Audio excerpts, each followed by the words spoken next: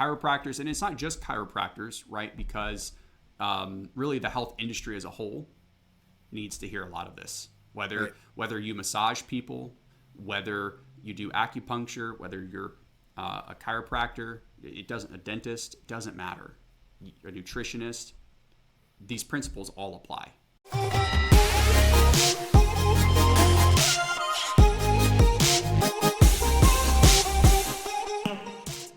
Welcome to Vital Ventures, the podcast where we uncover the secrets of successful health and wellness entrepreneurs.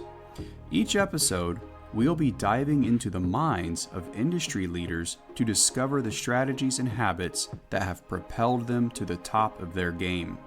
Join us as we explore the world of health and well-being entrepreneurship and learn from the best in the industry.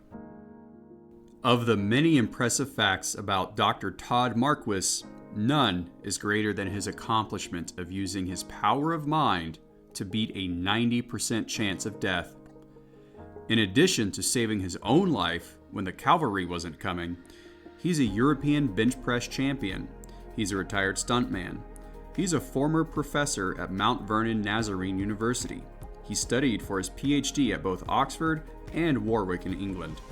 He holds 3 additional master's degrees and a handful of additional certifications. To be truthful, I don't speak much during this podcast. In other words, I was often left without words. Hey, this is Jared Woodruff. I just want to thank you for coming and welcome you to my podcast. This is episode 2 with Dr. Todd Marquis. Did I say that right, Dr. Todd? Yeah, I answered to that. You answered that? Uh-oh. Well, there's a history lesson there. It's actually Marquis, but we answer to Marquis because nobody says Marquis. Oh, okay. Well, not to get off topic, but I'm going to do it anyway. Why is it Marquis and not Marquis like everyone else believes? Well, okay. We'll start there. That's good. It's funny because I thought about switching to Marquis because I thought that sounds more professional. My wife says no, we're Marquis. Short answer is in the 11th century when the French invaded England, they turned the English language into French. So all the peasants spoke English. So all the peasants spoke English, and all the nobility spoke French. And so the Marquis in French switched over to Marquis when everybody started speaking English again. Really? Yep. And just in case anyone doesn't know, Dr. Todd was a history professor. Yeah. So somehow, I don't know. Somehow, right? Well, I don't know how that happened. I guess we'll talk about it. We'll get there. You have a lot going on. You're I think I might find out you're what's called a Renaissance man, right? Yeah. You know a little bit of everything. So yes, you own and run Restore Family Chiropractic in Columbus, Ohio, with your wife, Dr. Marissa. Is that correct? Yep, that's right. Awesome. The doctor's Marquis. Perfect. So tell me a little bit about your practice. You know, what is it that you do? I know that every chiropractic practice seems to have a slightly different philosophy and a slightly different area of focus. Not any two are exactly the same. So tell me what it is you seek to help your patients with and what kind of outcomes patients can expect. Well, it's controversial in the chiropractic world, I think. Okay. We are a chiropractic office. I am not a chiropractor. I'm a PhD. My wife is our chiropractor. Yes. And really what that means is, from a chiropractic standpoint, she's the one who adjusts people, and I never have to touch anyone. I do a lot of our health talks. I'll do doctor's reports. I'll do lunch and learns. I also run the office. I do staffing and really everything top to bottom at this point, as any small business owner does. Of course, the mission is to move from operator to owner eventually, but sure. But what maybe sets us apart from many other chiropractic offices, and this is the controversial part, is we don't just adjust your spine and then just let it go. Okay.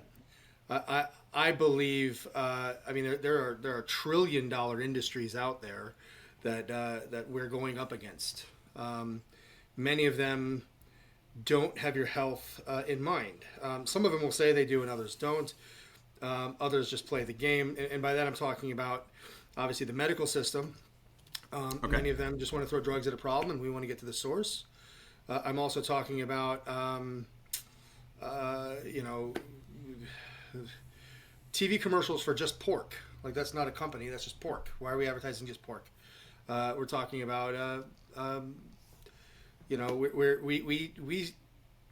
we have 5% of the world's population, and yet we spend more on pharmaceuticals than any other country on earth. So if we're going up against those guys, we feel like it's our mission to equip and empower our patients to be able to go up against that, to have the tools.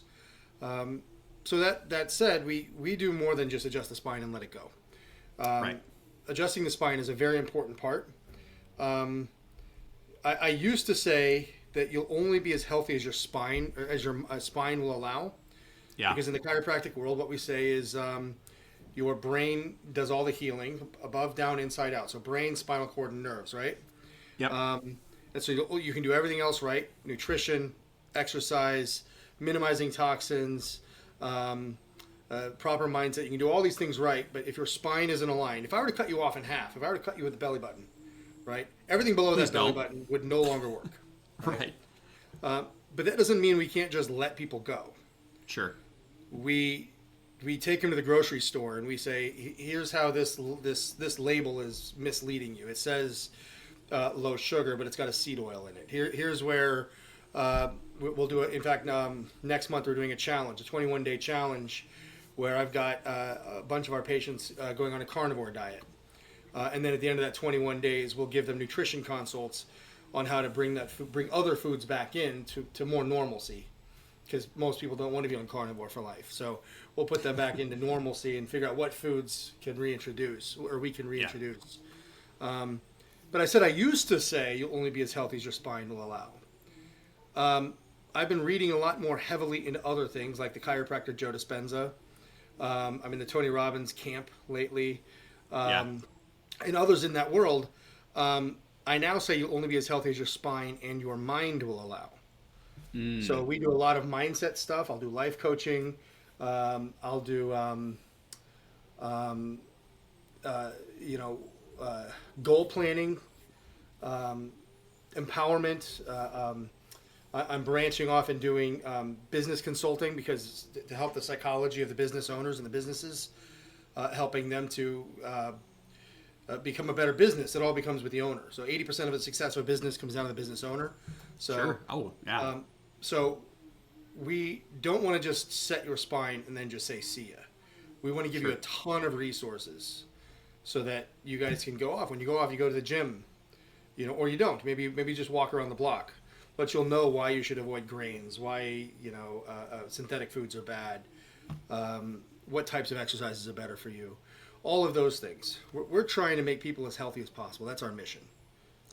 And I hope I'm not out of line saying this, but it sounds like you really are the practice. You and your wife are the team for those who take their health very, very seriously. I mean, of course, you'll help anyone who comes to you. Sure. But if you're the person who wants a 360-degree view of their life and to make it all work in concert to essentially live the healthiest life possible, like you seem to be like, you are the people. Is that correct? I think so. We try to be... in fact, my background is more in religion and in church ministries, and I don't have a lot of experience working in a church, but I've got a lot of education in it. And I actually have a master's degree, which played a lot in church planting. And so I'm looking at a church planting model, because I believe chiropractic, I believe health, of which chiropractic should be at the forefront. Sure. I believe chiropractic is a mission, a message-based mission, just like a church is a message-based mission. Now, unlike a church, we want you to come in, we'll adjust you, and then we'll give you some other things, but it's still a mission. So most people, if you're not a Christian, the Christians believe that you should go to church and you should follow their way. If you don't believe in the chiropractic message, we do, and we believe that we need to step out, get out into the community where people are. If that's a spinal screening out on a street, or a home and garden show, or lunch and learns. Lunch and learns are a big deal. You go into businesses, and you present. That's my mission trip. I'm in there presenting a message of hope. we call it a Restore Hope message, or Restore Family Chiropractic. So it's a Restore Hope. Oh man, I love that. I mean, Built wasn't I in a just church. saying that most people have no idea what a chiropractor does, and how do you change that? You got to get out there and preach the good You got to word, go where right? they are, and you have to meet Yeah. them where they are too.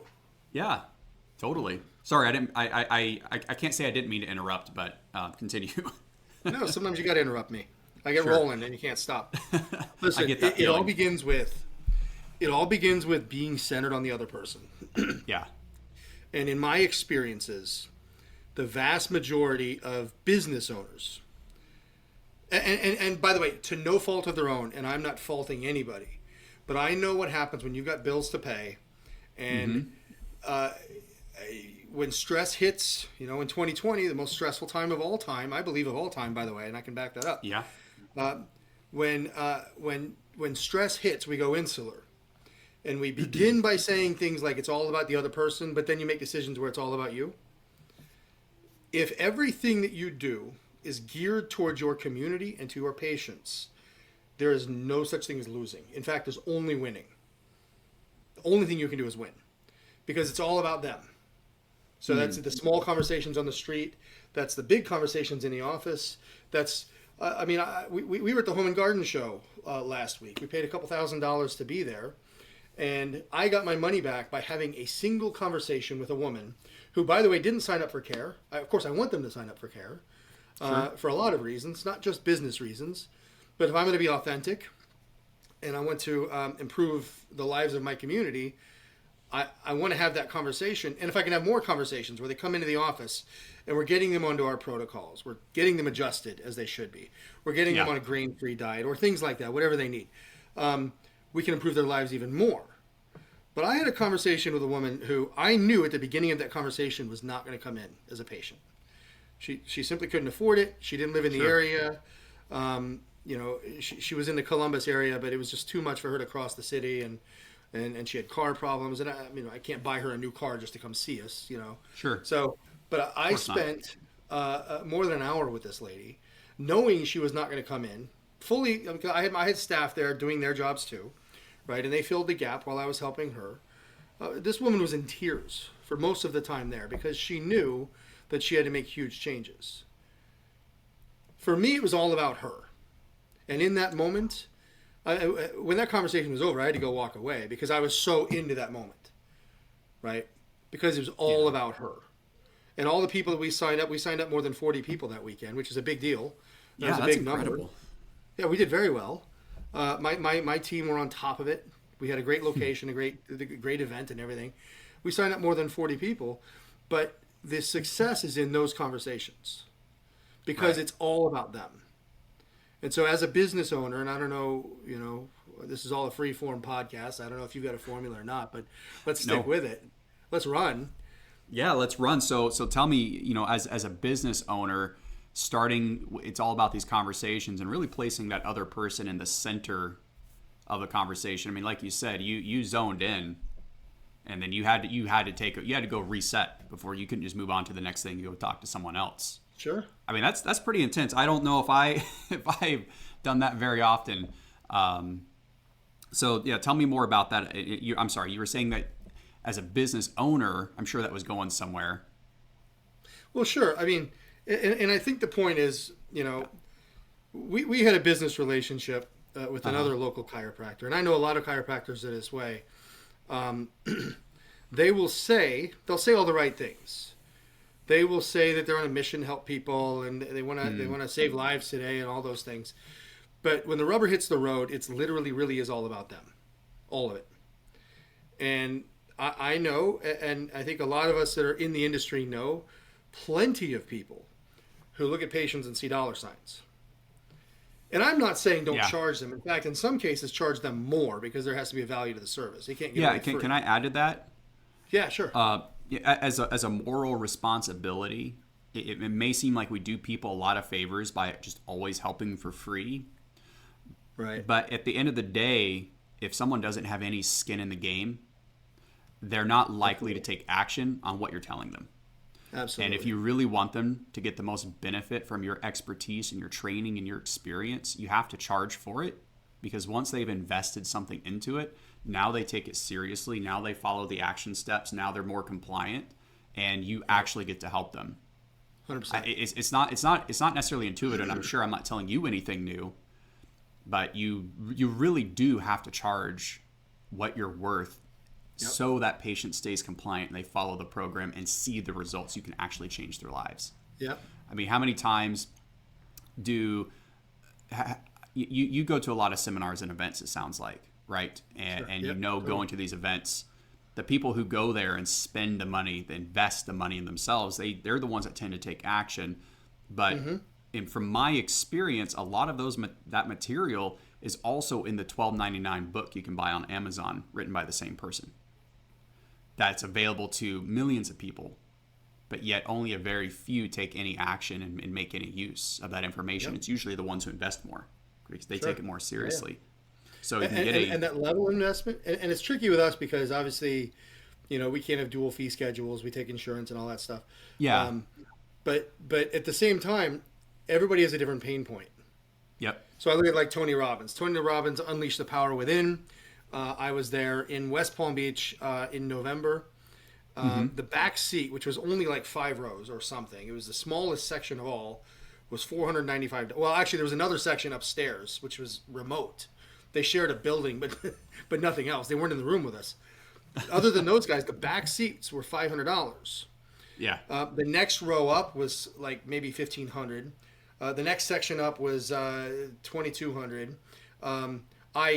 I didn't pay this, by the way, but I managed, because I bought the ticket during COVID. Short answer. Okay. It was a virtual ticket, and they let me, and I for like $50 more, $100 more, I upgraded so I could have more access. So I didn't pay this, but the next section up was $4,500, and I sat in that section. Wow. And then, by the way, the final section was Platinum Partners. Those guys pay $85,000 a year for full access to Tony. Those guys are millionaires. Now, some of those guys, and I know a lot of them, it's a pain point. Some of those guys, they go, ooh, maybe I make $200, which is a fair amount of money, but to pay 85 of that 200 goes, ugh. But for them, it's a pain point. So some people's pain point is the $500 back seats. Some people is the $2,000, next up, whatever it is, it's a pain point. But it's just enough for you to go, oh, I don't know, but I paid it and now I'm in. Yeah. So there is something to be said for that. And I'm a huge proponent of that. So I'm not a proponent of giving away care at all. In fact, if you were broke, I would find another way. If you had no money at all, I would say, what other resource can you give? Can you sell your car? You got some chickens or you can do you trade. Have time? Do you have time you can give? Do you have resources? Okay. Can you come work for me? We'll find a way. There's other resources. It's not just anything money. But free. Right. Exactly. Anything but free. Yeah. Right. I joke about the chicken thing, and this is a total offshoot. I rented, when my wife and I first got married, we rented a studio in our landlord's home out in the country. She had this 100-some acre farm out of town, and the original farmhouse from the late 1800s that was there was a journal she had told me about. She had found it. Well, a doctor used to live in this house, and it was a ledger. It was his account. It was his books, and for like setting a broken arm, some other farmer paid him in like five chickens to set this guy's, this kid's broken arm. Yeah, see? In the early 1900s. So trading food for medicine, right? Yeah, sure, whatever. It's not out of reach. Anything but money. Trading medicine for medicine, actually. Yeah, food is medicine. It is. That's why you got to put the right food in your body. I believe that 100%. That's right. Yep. Sorry. Where were we? Moving. No, you're good. You're messing with our continuity now. That's all I did. Yeah. So anything but free, right? Just even if they have no money, like someone has something. If you're broke, you probably have time. Mm-hmm. If you don't have time, you're probably not broke. But that's the point. The point is really because you see people all the time, and you really have to communicate value. You've really, really, really got to communicate value. Because to me, I mean, after West Palm Beach, the second time I went back for a date with Destiny, which is Tony's big thing, and I was in the studio, and it was a moving time. I would recommend every human being that can afford it goes to a date with Destiny. Every human should go, right? But I was in the studio. It was such a great time. Afterwards, I said, impulse, I'm going to go get a tattoo. I'm in. Let's do it. Didn't even tell my wife. She was so mad.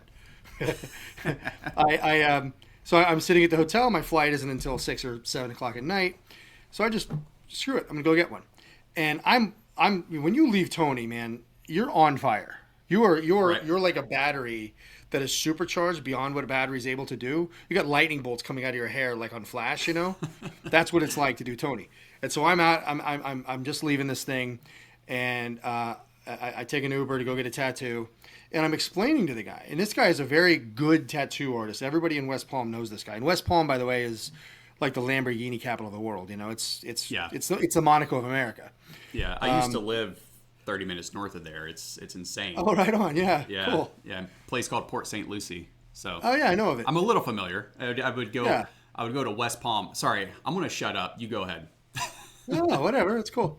Well, so the moral of the story. I mean, so what happened was I told the guy, you know, hey, and you can see it. It's coming out of my pores, right? I mean, if you could see energy, that's me. And I told the guy all about it, and I said, yeah, you got to go. You know, the back seats are $500, and this is he's doing well. He said, oh, I don't know if I can afford that. I was like, dudes just pay $85,000 a year to see him, and they do it again the next year. Yeah. Right. And some of these guys, yes, some of them are millionaires. I know. I mean, that's the thing is you're all created equal. I've got a friend who's a tech CEO in Atlanta. I've got another friend who's a fairly famous music artist. Yeah. I got, you know, these are the people that you're in with. So some of them do well, some of them don't. But for him, for one guy, I know 85 is a big number, but those guys go, no problem. I'm in. I will definitely do it. In fact, I'll tell the story about my tech CEO friend. I won't tell you his name, but he's in Atlanta, and he joined the Platinum Partners for Tony a little over a year ago. And he told me it was such a big stretch for him to do it. It was his goal that within a year to be able to afford to buy a Tesla. And he said, man, I put it all on credit cards. I spaced it out over the course of a year. I don't know how I was going to do it. You know, it was stressful, but I did it. But we call it pollination. When you're in with other people that are like-minded like you, that you're able to, and it's not just bouncing ideas, but pollination also means I'm having a conversation with you, and an hour later you go down and sit down and think about something totally unrelated, right? And you'll $1 million idea just like that, right?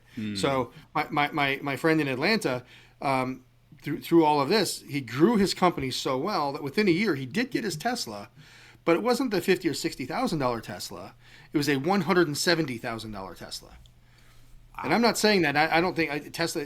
Everybody with money knows cars are the worst investment. It's the only thing you buy high and sell low, right? But for him, it wasn't the investment, and it wasn't. By the way, it wasn't about look at what I've done. For him, it was two things. One, it was it was a symbol of his ability to be successful beyond his wildest imagination, right? Number two, it was a symbol to his family that says, Daddy's got you. Whatever it takes, Daddy's got you. And Tesla's one outrageous way of doing that. Getting a $170,000 car. This thing was like taking off we went out riding. It was mental. Absolutely insane. But for him, because his mindset was in the right place, it was not about him at all. In fact, this is the guy, when we're taking the studio, we're going from the studio back to the hotels, we've got these big shuttle buses.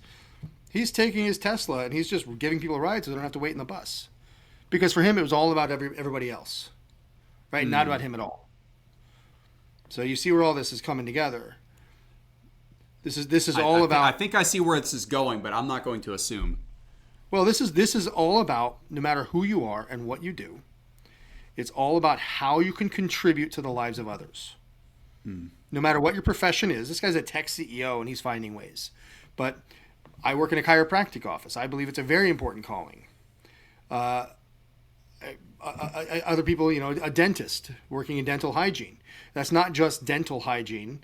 You know, that's overall, not just oral health, but health, right? Yeah. People with poor dental hygiene have heart problems, right? Yep. We're not talking about quality of life and the ability to eat steak. We're talking about not dying.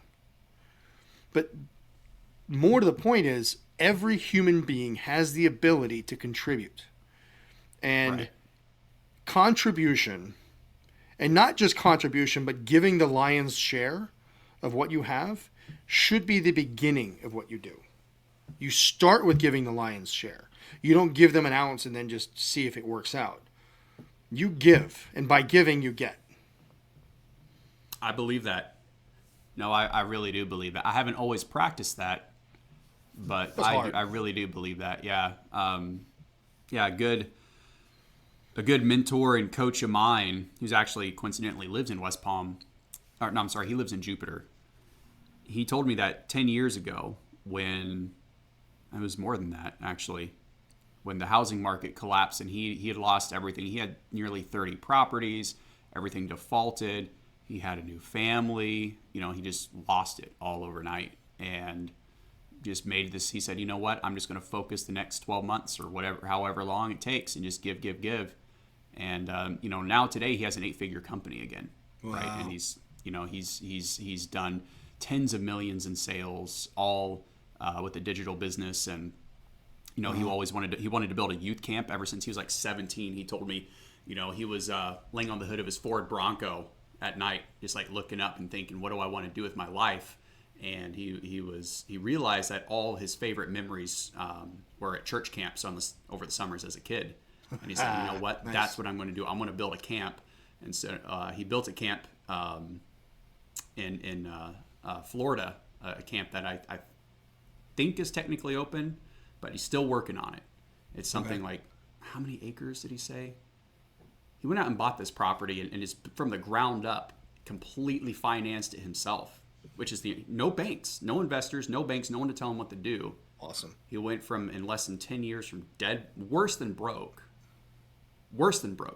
hundreds of thousands in debt, to building a Fortune 5,000 company and selling tens of millions in revenue, and completely financing his dream, all within 10 years. And he awesome. wasn't a spring chicken either, right? The guy is, he did all this in his 40s, right? Like well past the quote unquote prime that so many people think that they're in. And there's no prime. It's powerful stuff. Prime is a limit you put on yourself based off of your limiting beliefs. You believe that you believe you be at your physical peak when you're 30. Guess what? You're going to be at your physical peak when you're 30. No, I'm going to be at my physical peak. I'm on the worst shape I've ever been in, but no, I'm on my way up, man. I'm lifting and working out, and it's just like there's no way I'm going to be sick and tired the rest of my life. Right. But no, have you read? Of course you have. You've read Think and Grow Rich, Napoleon Hill. Sure, of course, Napoleon. Yeah, right. Yeah, it's the true prime for. He said men, but I'm sure it's men and women. Is between 40 and 60. That's when you achieve the most. Yep. Because you've spent the last 20 years between 20 and 40 making all the mistakes, getting all the rough lessons, going through all the trouble, and then finally, when you're 40, your hormones are starting to calm down, you're level-headed, you have the experience. It's go time. Tony Robbins make it happen. Tony Robbins talks about that too. He talks about that's the growth seed. That's harvest, right? Because before harvest is the summer. Summer you're out having fun, right? Spring you plant, right? So you're having fun. So that's like maybe your 30s or something is your summer. You're having fun. Maybe you're working harder, right? But it isn't until your 40s and up that you really harvest, what you've done. And that sounds amazing. You go, oh, I get to harvest my crop. Yeah. Not if you didn't plant some good crops, right? You got to keep going. It's not that easy, Yeah. So and what's fascinating about your friend who was a millionaire, and this is not unusual. You get people who go off and they make millions, lose it all, and then go make millions again. Yeah. What is it about those people that are different? I really wanted to know the answer, and it's a really simple answer. There's a little more to it, obviously. They've probably developed the contacts most of the time, some of the disciplines, whatever. But the main difference is the dude's always seen himself as a millionaire. If you believe yourself to be a millionaire, you're going to go be a millionaire, right? Yeah. It's like you've got this internal thermostat, right? And this internal thermostat, let's say it's set at 70 degrees, right?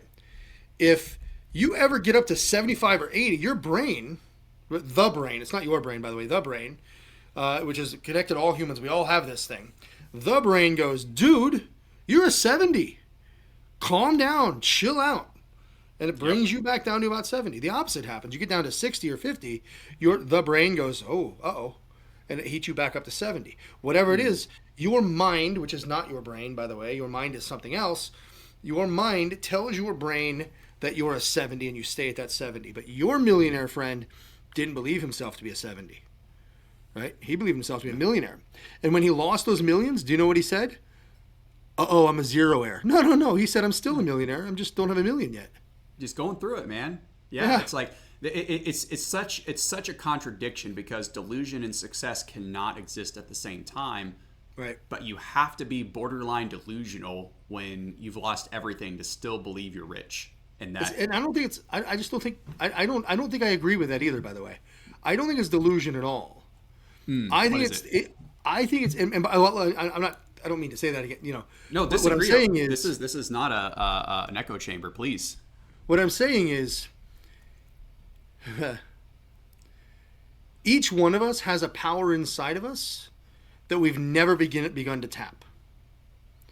And a million or a billion or a trillion, if you want to put dollars, a lot of people are uncomfortable with dollars. Fine, don't say dollars.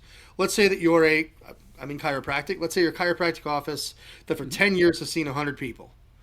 Yeah. And you have this breakthrough and you realize, wait, I'm not meeting my potential. I should be seeing 1,000. If you can comfortably do 1,000 and scale to that without compromising patient care, you're going to go do that because that's what you believe you are. And you might not be 1,000, but you'll be 800, right? So it's all built around what we call a limiting belief. The limiting belief is, some of it is I'm comfortable, but it's usually based around fear. So I'm comfortable not being afraid. So if I start seeing more than that, you start creating lies. I just told one of the lies, by the way. One of the lies is I can't see that many people without compromising patient care. Of course you can. You can see more people. You just have to scale. Yeah. Maybe you need to hire more doctors. Maybe you need to hire more staff. Maybe you need more equipment, whatever it is. But speaking from a chiropractic standpoint, and I'll say this, and this is the reality. I'm not saying this because I'm saying we're awesome. What I'm saying is we did an event last weekend. It was a few weekends ago. There's 2 chiropractors there. There's us and there's another one. And the other one, the doc is never there, but I know her, right? Last year, I asked her if she was going to be doing this event again. And she said, oh, I don't know. I'm not really sure it's worth our time. I said, oh, that's interesting. Did you not have much success? Right. She said, well, it paid for itself. Us, on the other hand, we plan our calendar around it. I'm planning on hiring more staff based off of how last week went, right? And then we've got another one in 6 weeks and another one 6 weeks after that. I'm literally looking to the point of hiring more doctors because of these events that other doctors are saying, oh, I don't know if it's worth our time. Right? Yeah. It's because if you believe it's not going to be. It's just black and white. Is in the last year I've taken the power of thought. And now you're speaking my language, limiting beliefs, and the power of the mind. You know far more than I do, and I'm not trying to teach you anything here. You can teach me everything. I want to hear it. Okay, I'll do my best. I believe that your mind affects your environment. Sure. And as dumb and cliche as this metaphor is, and as much as I hate hearing it, it's somewhat true. The boiling water, the same boiling water that makes the carrot soft makes the egg hard. Right. Your environment really has nothing to do with your outcome at all. Mm-hmm. It's all about what you choose, and really is what you choose to be. Have you heard of Dr. Carol Dweck? Sure, of course. Okay. She's the mindset guru almost. I mean, she is. Her book is the number one book. And I didn't know that. And I picked it up and just not even realizing what I had acquired, and just started reading it and said, "Holy smokes! Why have I not heard of this before?" Her book, Mindset: The Psychology of New Success. I'm not done with it yet. But as I was reading it, within the first 2 chapters, I had realized I'm a fixed mindset person, even though I proclaim not to be. When rubber meets the road and it comes down to it, I am. And I had to think about long and hard about why that is. And I could go on and on and on, but I'll keep it brief. At the end of the day, growing up as a child, I was blessed, and this isn't to inflate me or anything. It's just, and I'll explain why this was a bad thing. I was blessed with a significantly higher portion of intelligence than others my age. I, at 10 years old, had 162 on my IQ test. I was not stupid.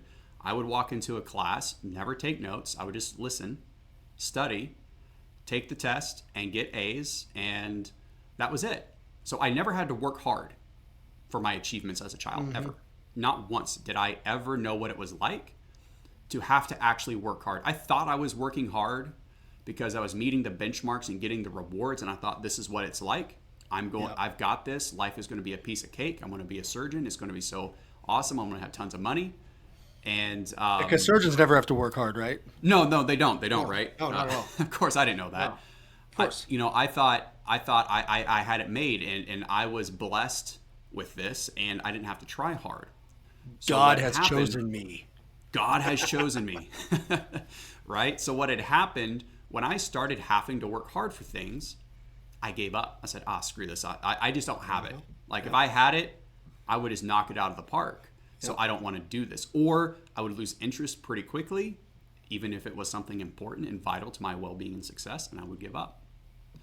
And so being hyper intelligent and never having to try very hard as a child meant that when I became an adult, do you think I worked hard for my success? Not at first. Right. I thought it would come to me. I thought it would just be bestowed upon me. So I had this fixed mindset that, well, if I'm not good at something, because I am smart, so if I'm not good at it, it's just not for me. And that is so wrong. It is so backwards. And then on the flip side of that, to really knock it out of the park, whenever I would get a B, or God forbid a C, the question wasn't, the question was, let me ignore the 7 A's on this report card and drill you about this one that's a B+. Why didn't you do better? So then this fear of failure, not knocking my parents because they did a really good job. So this fear of failure was also paired with this unwillingness to work hard. So that was a deadly combination. And even though becoming an adult, I thought, I can be anything I want if I just work hard enough at it. But when it really came down to it, I realized that sounds great and that's just lip service. But I had to be real honest and realize that, no, I'm not going to work hard at all, right? Until something changes. And I would say that's been a real big eye opener. These limiting beliefs that I'm born with what I have. And it's true, you are born with what you have, but you can always have more. And for me, I did not know that until very recently. I didn't really know that until very recently, that I could have more than I was given if I just really nurtured it and worked hard for it. So it's true. I mean, I can point back and everything I know it's all part of the process. Everything I have failed at, or what I think is a failure, but I can look back and find the lesson in it. So it's really not. But I can look back and see how it all comes back to a fixed mindset and the belief that I can't achieve this because I'm not smart enough, I'm not hardworking enough, I have ADHD, whatever the excuse is. Right. It's a limiting belief, and that completely destroys a person's life, or at least holds them back from reaching their full potential. Maybe I shouldn't be so dramatic. Maybe it doesn't completely destroy you, but it will hold you back. You don't achieve what you could achieve. So it's fascinating that you've touched on almost every one of my hot buttons right there. Okay, right? Almost all of them are right there, all in one go. This is the most important one for me is the most important, the most powerful force in your personality, the thing that makes you make the most decisions, why you go left instead of right, why you go up instead of down, whatever. The most important part of your personality, the most important part of your decision making, is who you believe yourself to be. The two most powerful words in the English language are I am. And if you rephrase, and this is actually amazing, and there's some people are going to go, yeah, right. Trust me, do it. Instead of saying I am hungry, this works in other languages, by the way. Instead of saying I am hungry, you say my body has hunger. And by the way, this was the conversation I had with the woman at the Home and Garden Show. She kept saying, I people hang diagnoses like they're part of their person. Well, Right. I have a fibromyalgia. I had cancer, whatever. And you know what's amazing? The main difference between somebody who has cancer, the same cancer, they survive or they die. The main difference is that person says, I am a survivor or I'm a victim. I am. I am. And so you said, I am a genius. Look at me. But you also told yourself something else based off your limiting beliefs. I am a genius. Therefore, I am someone who doesn't have to work hard. Yep. Therefore, I am someone who doesn't persevere. Therefore, I am someone who everything comes easy. And if it's not easy, well, it's not meant for me. That's right. You told me everything about your own person in those simple words. You could have done it in one sentence. I am somebody who doesn't have to work hard, except for when I do. But then when I do, it's just not for me. And we all face that. I don't care what you do for a living. Every human being on earth has to be faced with, number one, who they believe themselves to be. Number two, what their limiting beliefs are. And number three, what those limiting beliefs are costing them. And by the way, the answer is everything. Everything. Those limiting beliefs, because when you talk about your environment, the only reason I believe who I am is because how I perceive my environment. So you mentioned this earlier. Yes, guilty. I used to be a history professor. Yeah. I don't know why I was a history professor. I to this day, I don't know why I was. Now, it does say history on my PhD, and most of my studies were at Oxford. I think that's worth something. But I didn't really study history. I studied why people in history did the things that they did. That's more mindset, right? And that's why that fits in with what I'm doing now. Now, and this is a commentary, by the way, on the American education system. Let's go. Now, I lived in Europe for 5 years. I visited Flanders Fields, and I've been to Berlin. But by the way, when I went to Berlin, I vaguely remembered hearing about Checkpoint Charlie, but I didn't really know anything about it, right? The very next semester, I'm teaching World War II. I didn't know World War II. Like, I knew some stuff, right? Your average person stuff. I'm not history professor level World War II. I'm watching YouTube videos and then teaching it.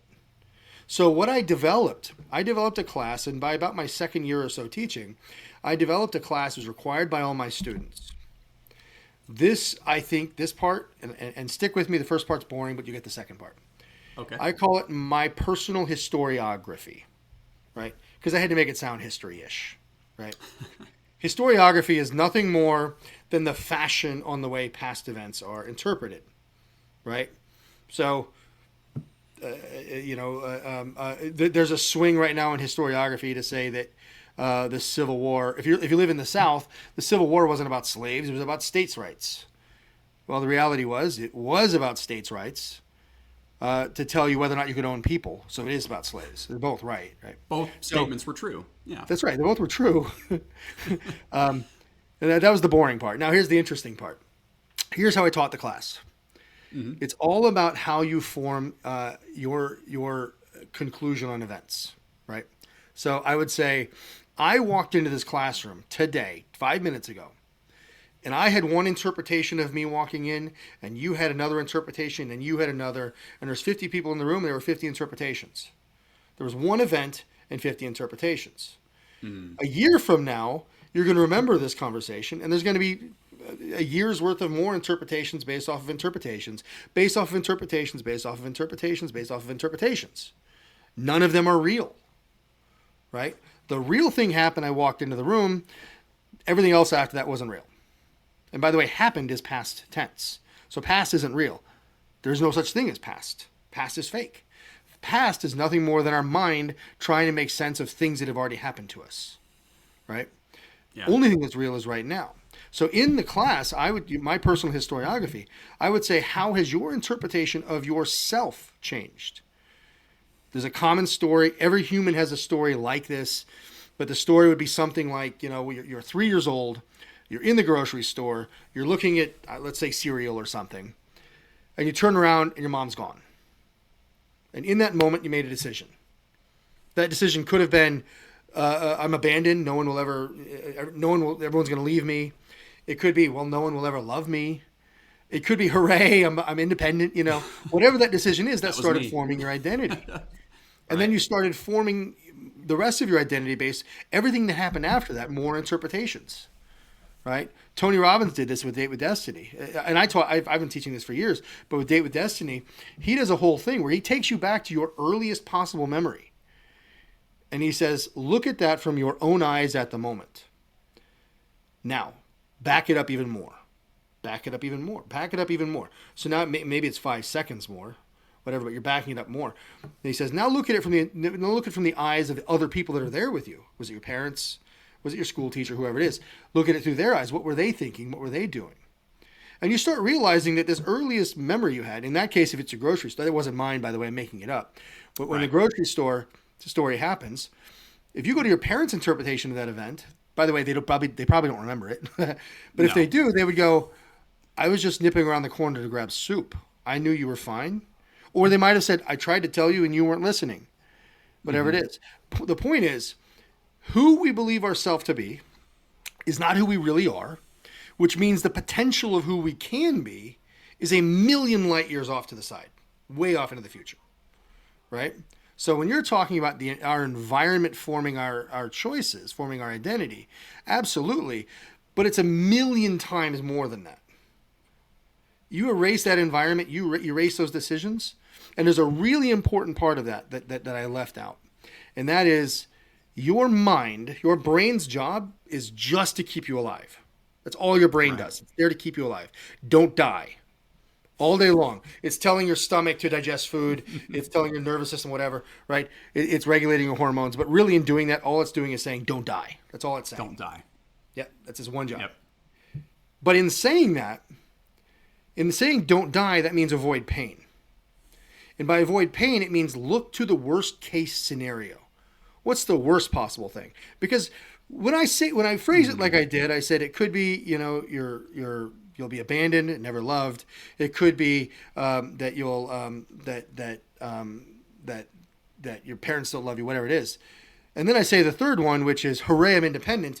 Very few people say that one. Right.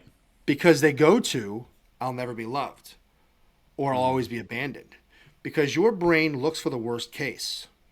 And so now to tie a ribbon around that and get back to whatever the purpose of this talk is, if we come all the way back around, we do that as business owners. And that limits our potential to help our society and to help our community, to make people better. Because we believe limiting beliefs about ourselves, that patient won't love me. And it's silly, but it's true. They won't accept me. They're judging me. They're going to write a bad Google review, right? They're going to give my assistant a hard time about paying. They're going to complain to somebody. Oh no, what if I was wrong? And then over time, you start developing a second story around that. If you've been doing it long enough, the second story is always, well, no, I'm always right. They're wrong, right? And neither one of those are true. I was going to say, those are equally bad ideas. Yeah. Wow. Yes. I mean, and as a business owner, it's like, if you're going to be successful, it's almost like your entire life is centered around gutting that fear and moving forward anyway, right? All of it's like how many, nothing but fear of failure is what some days hold for you. Mm-hmm. Yep. Every day. Oh gosh, what if this doesn't work? The what if question. What if I have X number of dollars in liquidity, I've got so much credit, and I'm doing the math, I need to make a change, here's the gap I need to bridge, here's what I can do to do it. But what if I take a risk, make an investment, and it doesn't work? Then what? Yep. Oh, then I'm going to default, Yep. Family's going to fall apart, I'm going to lose the house, lose the business, I want to be shamed, I'm going to, right? You're like you just see this whole downward spiral, and you're going to die lonely somewhere. Yes. Just because you made one bad decision. And which isn't true. But that's the point. Your brain goes to the what ifs. Yep. Right? They go to the what. Always the what ifs. So if I were to ask you, yeah, if you were to start a business and I were to say, okay, what do you want out of your business? What do you want it to look like 5 years from now? Whatever. You're going to start, and you might start out with, well, I wanted to have this many people and whatever. But it's not going to be very long before you start going, here's what I don't want it to look like. No, I don't want that. I don't want that. I don't want that. I don't want that. And hold on, I didn't ask what you don't want. I asked what you want. And it's the same thing as when you're skiing. You ever go skiing? You ever go skiing through the trees or mountain biking through the trees, right? What do you do if you're mountain biking or skiing through the trees? Where do you look? You look where you're going. Trees. Yeah. You look where you're going. If you look for the tree, you're going to hit that tree. Oh, okay. So if you keep saying, here's where I don't want to go, well, that's where you're going. Right? So what you've done is you trained your brain that this is a reality. This is a physical possibility that you can go there. Mm-hmm. Right? And you can't violate the laws of physics here, right? You can't just say, I'm going to be an Olympic athlete, and then now you're an Olympic athlete. It doesn't work like that. Because your brain is going to go bullcrap. Not true. Not true. Your brain has to believe it. So you can't just violate the laws of physics. But this is one of the most important things that I've learned in my life. It's exactly this. If you either create the life that you want or you manage the life that you're given. And if you're given a life versus creating a life. Creating the life that I want, these what ifs, what if COVID happens? What if there's a COVID 2023? Oh no, because we're afraid. A lot of people lost their businesses in 2020, 2021, 2022. A lot of things happened. So we're afraid, and we look back at that. Statistically, by the way, it's not likely, right? There's doomsayers, what's his name? Kiyosaki, Rich Dad Poor Dad guy, keeps talking about how we're going to hit the biggest recession of all time. Maybe. I don't know. But what I can deal with is what's in front of me. Yep. And if I can create the life that I want, then those other things simply don't exist. They're not in my reality. Like I can tell you right now, I know because I've seen, because it's the only thing that exists for me, what our office will look like in 6 months, in a year, in 2 years. Mm. Now I'm not saying that things won't happen, because of course things will, right? Of course they will. But in doing that, I've set a trajectory, right? I know that if I'm on a ship, if I'm, we talk about Florida, if I'm leaving West Palm Beach and I'm going to the Bahamas, I've got to set that compass to exactly where I want to go. That's right. I know the speed, I know the wind, I know the weather conditions, and I know what it's going to take to get there. Doesn't mean partway through you're not going to have wind, but sure. A storm might pop up. I'm not saying that it won't. What I'm saying is I'm setting my trajectory, right? Yeah. And once you set the trajectory, things will come up. Of course they will. But right? then you know how to deal with it. And you reset the trajectory. Because you know where you're going, right? That's right. It's funny. I'm almost going to accuse you of stealing that from Napoleon Hill, because a ship has a destination, right? A ship without a destination will never enter its port of call. Yeah. And it only has one destination at a time. Yeah. So a ship that has one destination, even though it's unseen, 99 out of the 100 days, it knows as long as I stay true to this course and I follow this path and I do these things, I will make it to my port of call, even if for 99 days they don't see the port. Yep. But for the 100th day when they finally arrive. But a ship that will never reach a port of call is the one who never sets a destination and just allows the seed to carry it wherever. And I think that, for a lot of us, I don't know if this is the American education system or whatever, and maybe you would know more about it than me. I mean, we're kicked out into the world, and what mentor, what parent, what teacher has ever taught us to really, truly set fixed in our minds a destination? Right. It's, just go to college. You don't need to figure it out now. Just go for 2 years. You got 2 years to figure it out. And, then when you finally decide on a degree, you can go get that, and then you can get a good job, and then end of story, right? Make a lot of money, work for someone for 40 years, die and retire, or retire and die. Right. That's not a plan. No. That's the best we get in most cases, right? And it's because we're never taught another way.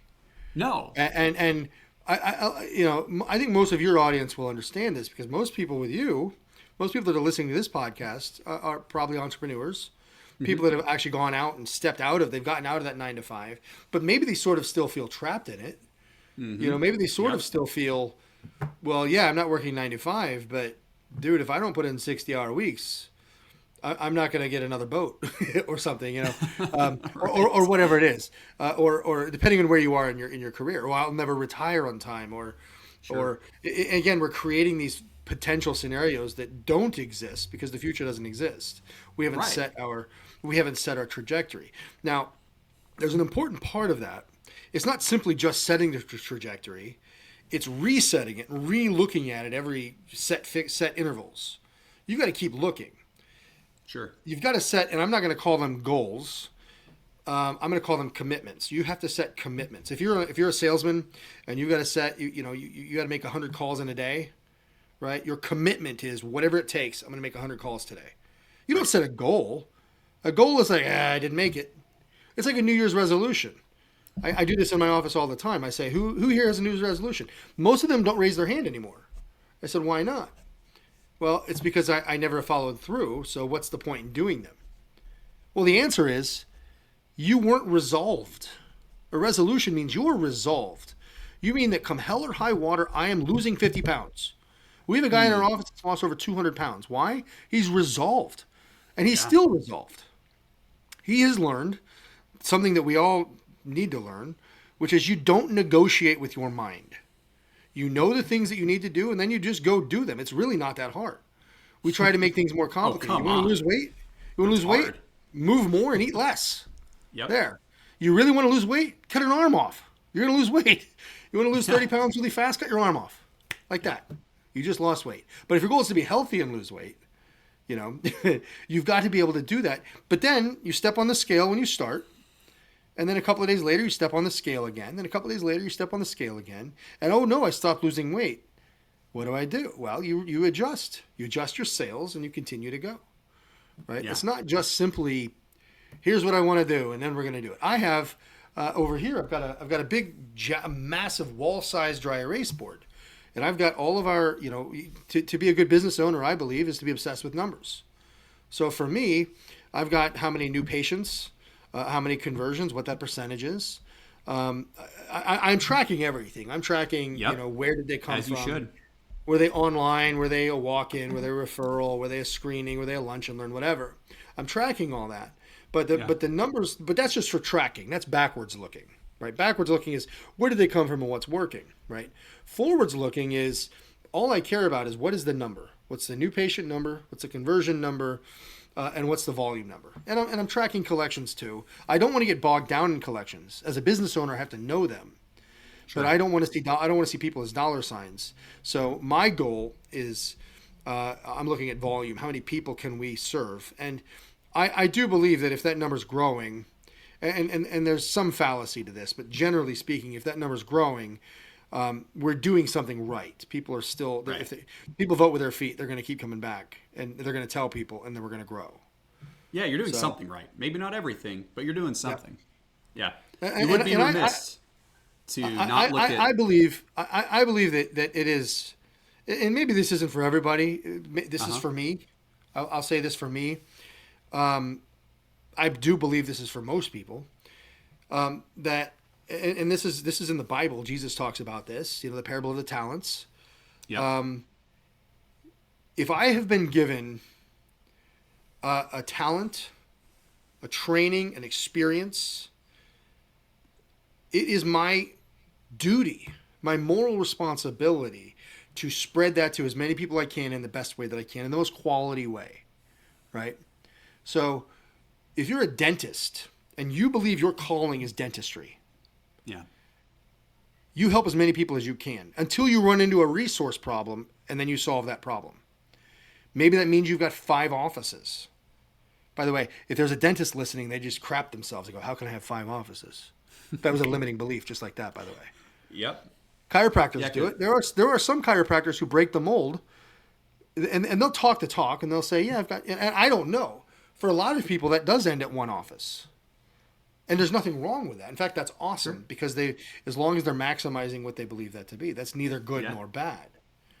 Right. Yeah. But you've got a moral responsibility. Is a guy, I think he's in the Atlanta area. I haven't met him. I've only come across him, but it's $20 chiropractic. I think he has like 13 offices. Yeah. That's the name of the business, is $20 chiropractic. Wow. In I believe the Atlanta area. Wow. About 13, 12 offices.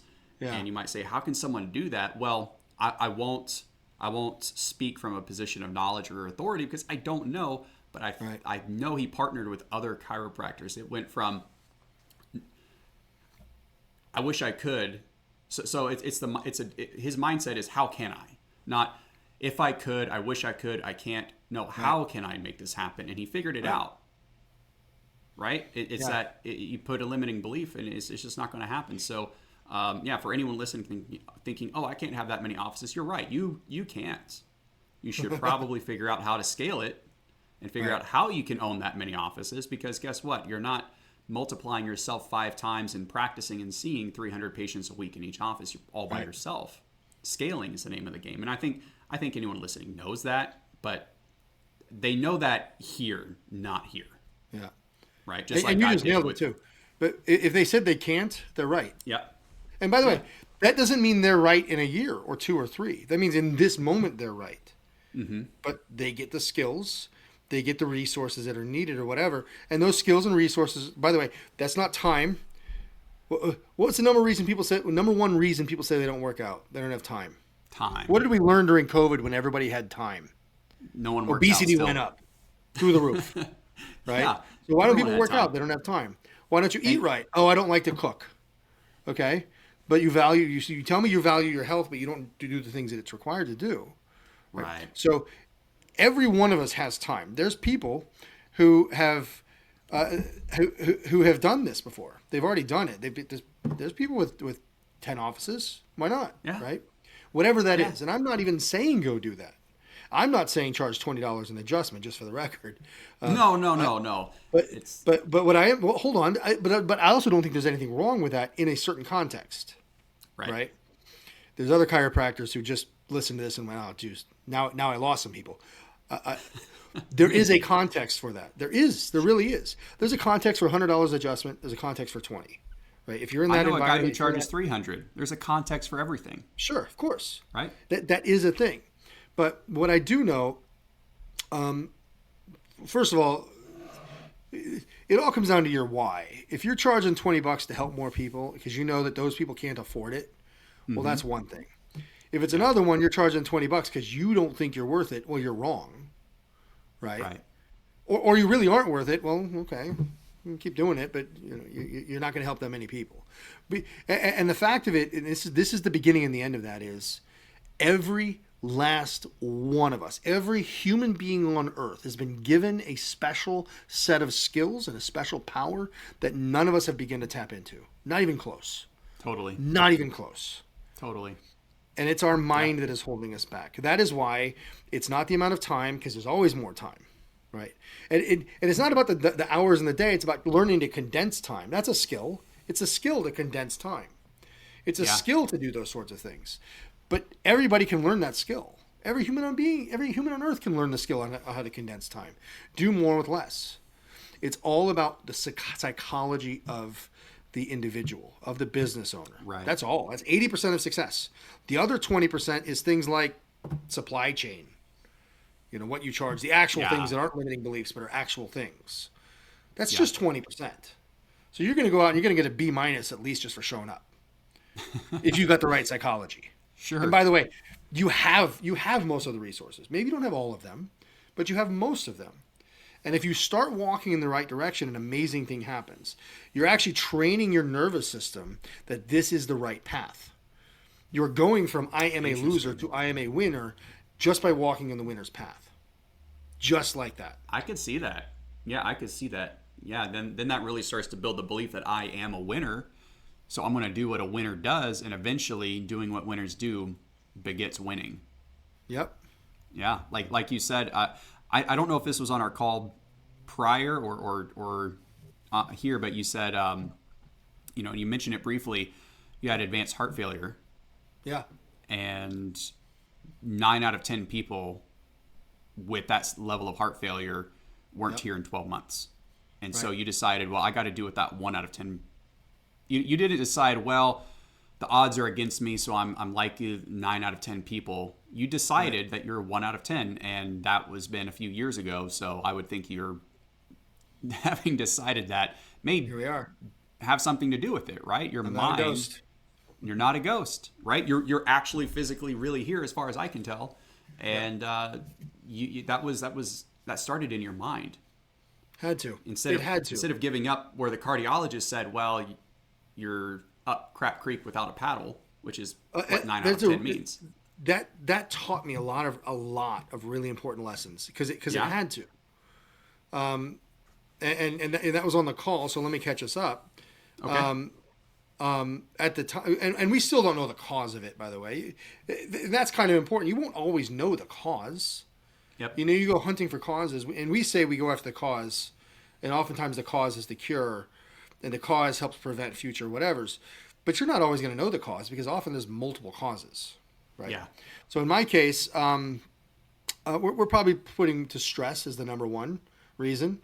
So that's why since then I've become an expert in stress. I've had to learn everything I can about stress. Hans Selye, the founder of stress. I've read everything he's written. I'm trying to just consume every study I can about stress, and then I go give these stress talks. But the short version is this: I was a professor at the time. I got an advanced doctorate degree, one of the best in the world. Most of my studies were at Oxford. Our department, I was at the University of Warwick. It's complicated, but the studies were at Oxford. The degree was from Warwick, but Warwick outranks, at the time at least, outranked Oxford in the department, the history department. I can say Oxford because people know Oxford. Warwick at the time at least was better in terms of rankings. It's a big deal to have that. You're not going to not go in academia. Right. So there I am. I'm a history professor. Again, it's a job. I enjoyed it. I learned to love it. But for me, I did it because I loved my students.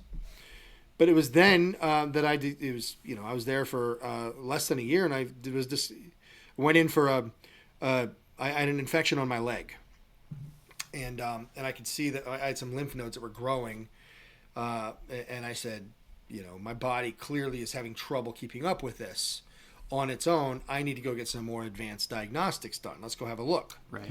So I went to the emergency room, and in the morning, it wasn't the infectious disease doctor who came by. They come by like 4:00 in the morning, right? Like that's when they do their rounds.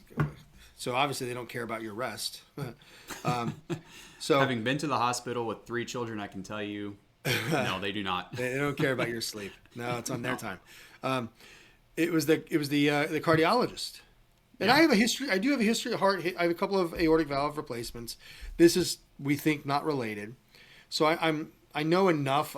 I've had these cardiac conversations, but I haven't had this conversation. Yeah. The other ones were surgery. This one was, look, your ejection fraction, which is the amount of blood your heart beats with each pump, it's supposed to be 60. You're in heart failure. The diagnosis of heart failure begins at 40. You're not at 40. You're at 20. And if you have an ejection fraction of 20, 9 out of 10 people die within a year. And I knew in that moment that I had to make a decision. And in that moment, in the following months and years now, I've learned some really important things.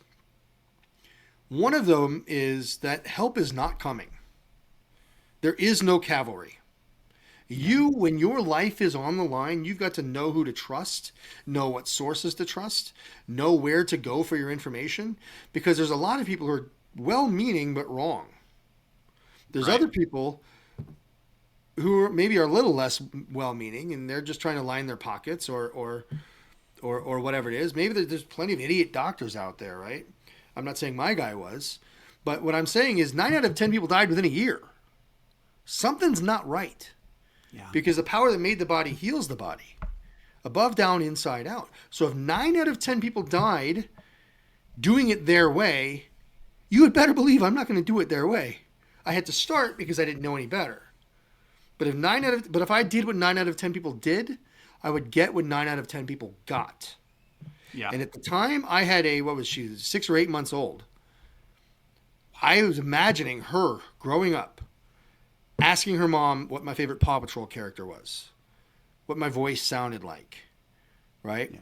My daughter, when she starts school, she's going to have to tell her kids. They're going to ask, where's your dad? She's going to say, I don't have one. I'm having these conversations in my head. Yeah. And people will run from pain more than they will run towards pleasure. Yep. That was a pain I couldn't face. I could not do that. I ran as fast and as hard as I could. And what's ironically, by the way, because when you're in heart failure, you can't run. Which is funny because you end up in this place. This is one of the lessons that you learn is when the cavalry is not coming and you're reliant only on your own information. We have more information now than anybody in history. We have no excuse. We're also sicker than we've ever been in history too, by the way. Yeah. We have more information now than ever. So given that we have access to more information, we've all got a brain to be able to discern. We all have that BS radar, right? So it was necessary that I start walking in the right direction and then don't stop, whatever it takes. And it's what happened. I actually did a bunch of peer-reviewed studies. Had I done their way and had I survived the year, the 10-year prognosis still isn't great, right? But my ejection fraction would have gone from 20 to maybe 30 or 35. I'd still be in heart failure. Too tired to walk with my kid around the block, right? Because my heart's not functioning. I'm too tired. Your heart's a muscle. You've got to exercise your muscle, but you're too tired to exercise the muscle. So you take these drugs that make you more tired, that make you less likely to exercise the muscle. So now your heart's getting exercising even less. So now you're stuck in this loop. So for me, I had to know what sources to trust. I took these peer-reviewed studies to my doctor, and I really thought he meant the best. The study said, you remember, the medication will get me up 10 to 15 points. Yeah. Sitting in a full spectrum infrared sauna for a month, for I think it was 6 weeks, 30 minutes a day for 5 times a week, just 6 weeks. My ejection fraction already beats the medication doing one thing. Chiropractic, I'm turning on the power. I'm going anti-inflammation diet. I'm taking carnitine, CoQ10, D-ribose. I showed him all of these studies. His answer was, and I'm not joking, and when you do those things, we'll adjust your medication. That was his answer. When you do those things, we'll adjust your medication. I said, dude, you're not listening. No human should be on medication for life. Yeah. I believe medication, and many chiropractors will say it's not a resort. I believe it is a resort. It's just the last resort. You take the medication when you don't have any other options. When we don't, there's always a better way, but that doesn't mean you know the better way, right? In my case, I didn't know the better way. I had to do it. Yep. And I remember walking around Costco, pushing my daughter. She was probably 1 or 1.5 at the time, a cart full of water and stuff. And my pulse was too low. I was at like 40. I was so tired because my pulse was so low from the medication. I had to get off that stuff. So, number one, the cavalry is not coming. Right. It is on you to do it. But number two, we all hear the stories of the people who get a big diagnosis like that, right? They've got cancer, and if you don't make big changes, cancer's going to take you. Right.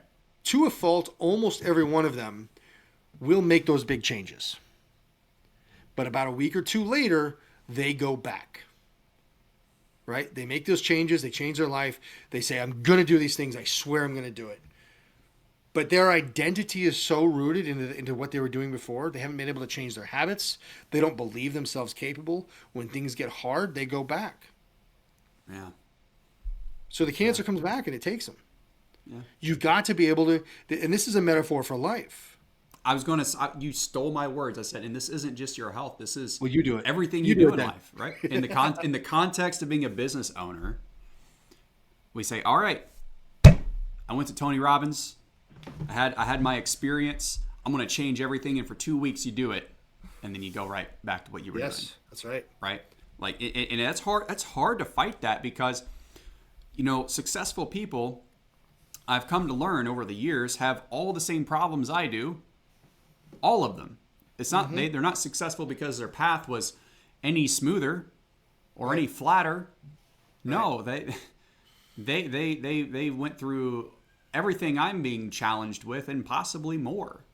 And so it has nothing to do with the path that was given to them. It's not just, well, I get this information and then it's easy. No, it's still hard to use that information. it's so hard to make the change.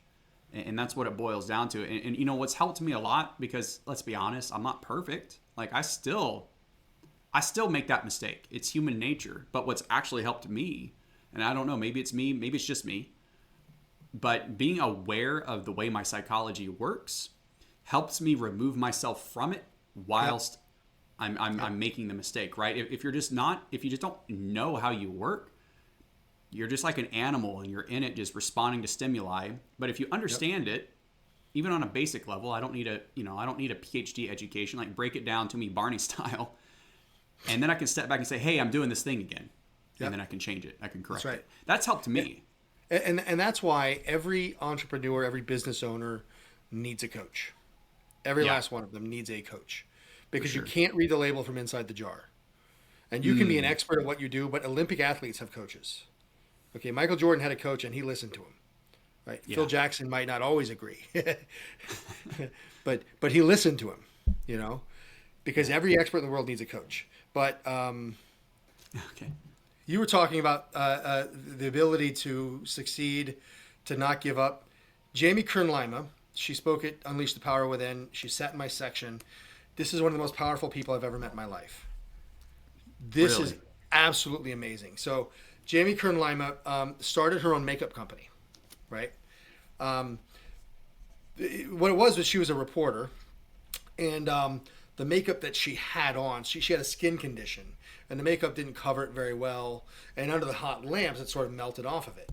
And her producer kept saying, you got something on your face. So she decided to make a different kind of makeup that won't melt off. So she made this stuff in her garage, right? And she marketed it.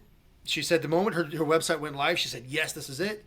And there were no orders for days. And there was finally one order. She goes, yes, we got our first order. Now it's happening. And it turned out just to be a test order. Like they just want to see if it works. There were no orders. And she fought and fought and fought. And we all hear these stories about all these no's to get to yes. Yep. I think she had over 250 that's for someone else. no's. That's not for me, right? That's right. That's exactly right. That's always for someone else. That's exactly right. She had 250 no's or something like that before. Jeez. So what she finally did was she got on QVC or whatever it's called on TV. Yeah. And it was the CEO. It was the CEO called her. I think it was the CEO or whatever it was, called her, said, you know, I wanted to talk to you personally because you've been writing us for months. You keep sending us these makeup samples. I wanted to call you personally and tell you to stop. We're not putting you on the air. She was broken. She was devastated. She didn't stop. And she pushed through and she pushed through. And before you know it, guess what? Now she's on QVC, right? That same guy that told her to stop, still the CEO of the company. And they give you 10 minutes to push your product. But if it's not selling, they cut it, whatever you are on the clock. If it's 5 minutes, it doesn't matter. They cut you down to 1 minute and you're off. She sold out. But she got so many no's to get to that point. But then there's an amazing thing because you have to have the product on hand. So to get the product on hand, she needed to go to a bank and say, I've got the yes, I finally have what I need. Now I need the money. And all these banks kept saying no. She finally had the yes and kept getting more no's. Well, as the story goes, she sold out of all of her stuff. She did QVC several more times that year, over 100 times the next year. She ends up selling it to L'Oreal, becomes the CEO of L'Oreal, becomes a billionaire, you know. And it wasn't just because she pushed through no's. It's the actual no's that happen. You find these no's in detail and they become personal. And then you finally get your yes, and then you get teased by more no's. People would give up. She's a billionaire now, or at least she was at the time, because she didn't give up. Right? It's hard. No, it's so hard to deal with those no's. We can hear these stories and feel good about it, but then when it comes to actually applying it to ourselves, it's like, yeah, but I'm not sure that that's going to work for me. Yeah, I don't think it's going to happen.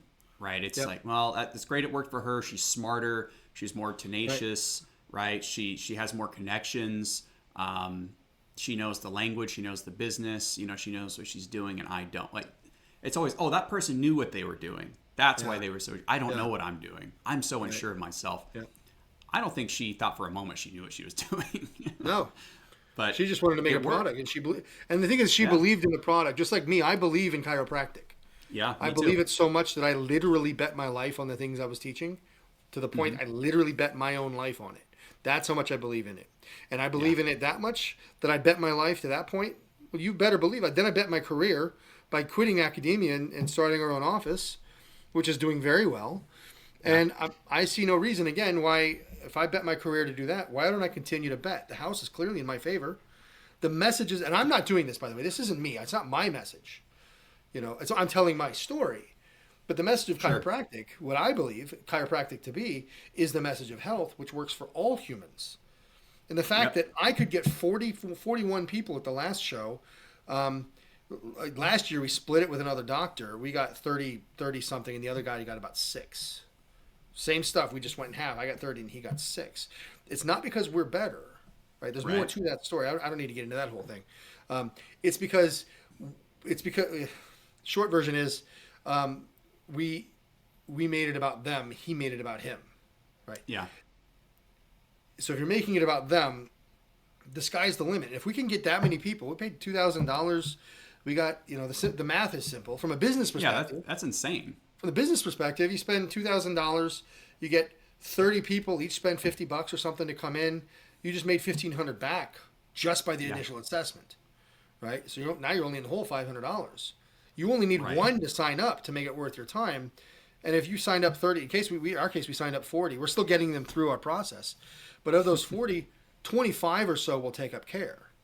Right. That means in their initial, if a care plan is $3,000, 25 times 3, that's $75,000 just on an initial care plan from one weekend event.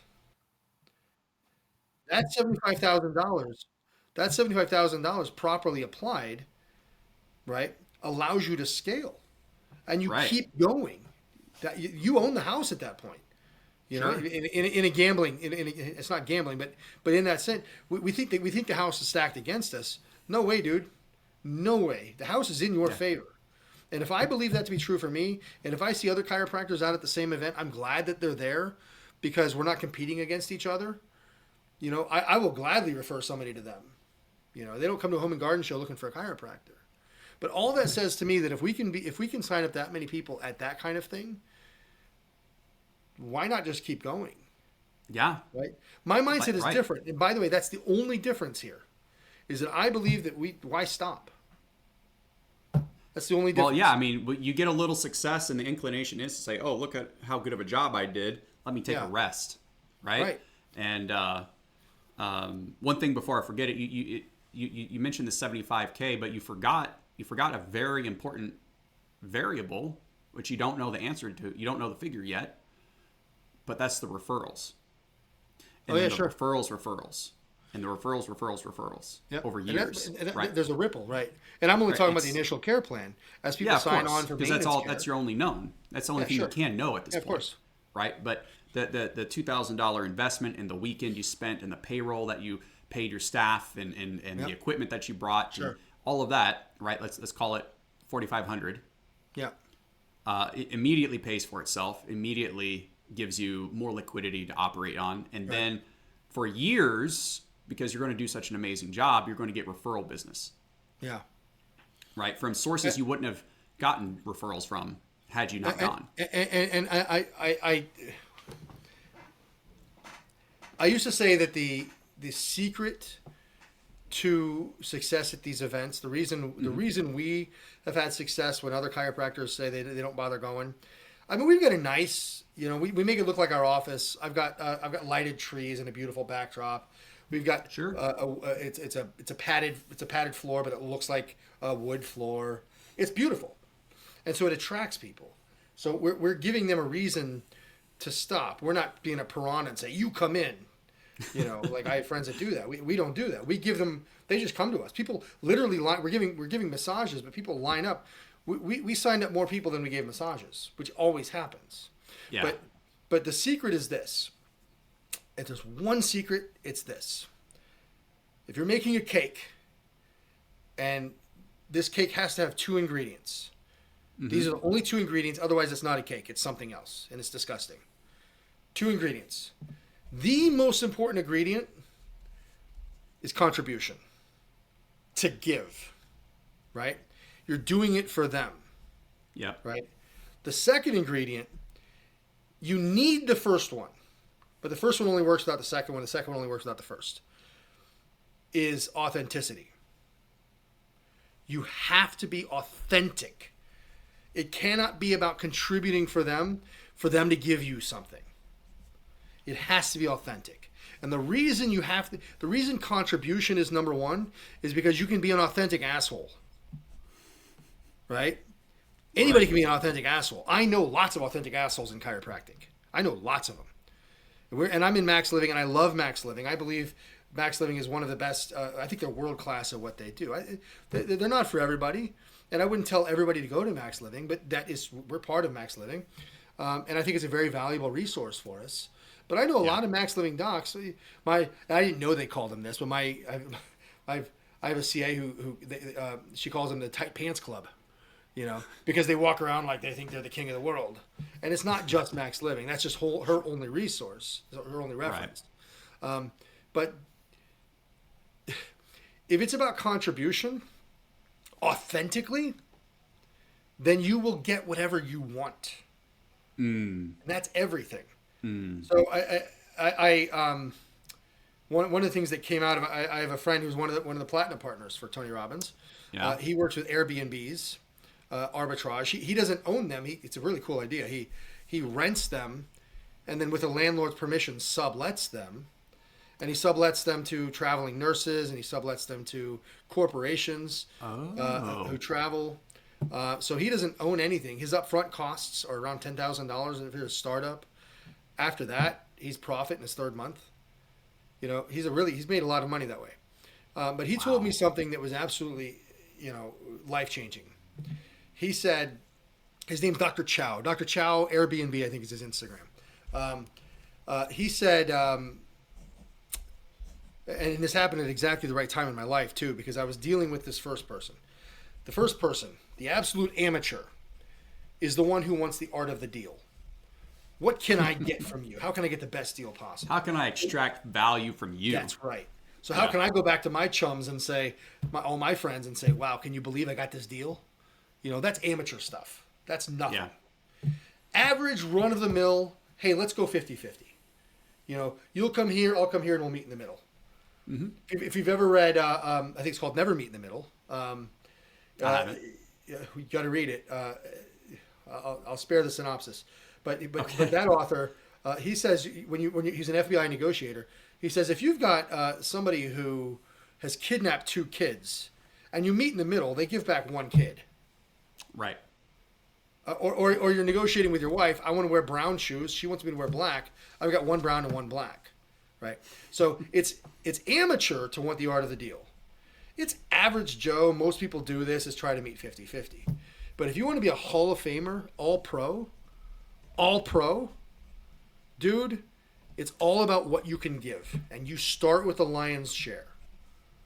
And once you do that, everything else falls into place. Because you believe that it's all about contribution. Yeah. And to give is to get. Right? So it's all contribution. That's everything. You can be rich and pissed off. You can be sad and pissed off. You can be rich and depressed. You can be poor and depressed. You can be rich and happy, and you can be poor and happy. Money isn't it. Yep. What it is your ability to transpose what you've had, to learn what you've had, give it to others. Sometimes it's money. Sometimes it's knowledge. Sometimes it's time.